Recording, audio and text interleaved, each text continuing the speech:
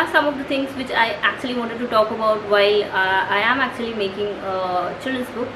So here are some of the tips while you're writing a story for children's, especially picture book.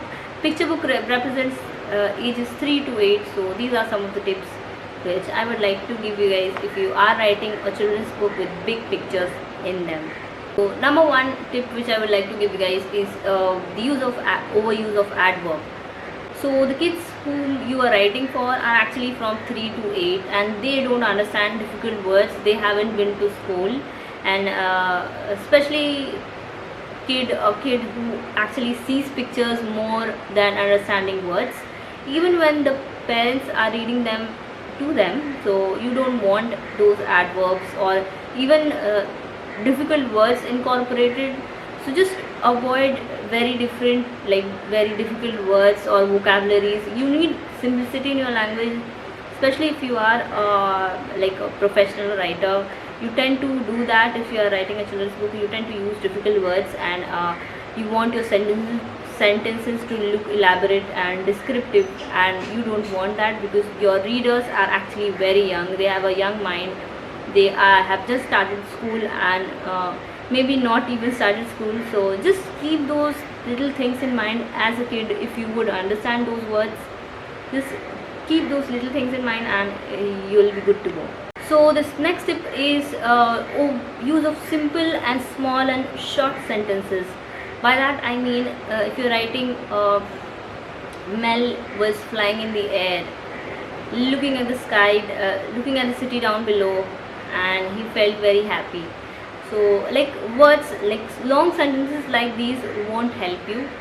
You can just write Mel was flying, he was happy with the way he was flying, he loved the gift the fairy gave him. Like break down those words, like especially when feeling like writing long sentences, break those into short sentences and read them out loud, and that will actually help you into knowing the young children's mind, and that is really helpful. And breaking long sentences into short ones will actually make it rhyme a lot, and it will make it really fun for a child.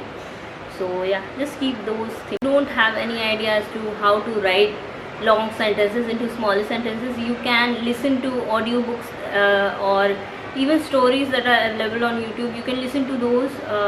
The voices they have and the sentences they have are pretty small, and you can get an idea as to what sort of dialogues you should write for your young child, and you'll come to know as to what should be the tone of your story, or if you should write the story in your past tense or your present tense. So just keep that in mind. Get help from YouTube. There are actually a hell lot of audible stories that you can see in animated forms, and that will actually help you into writing your novel. So this next tip is reading the book which you are writing for your children's, or for the readers which you are writing.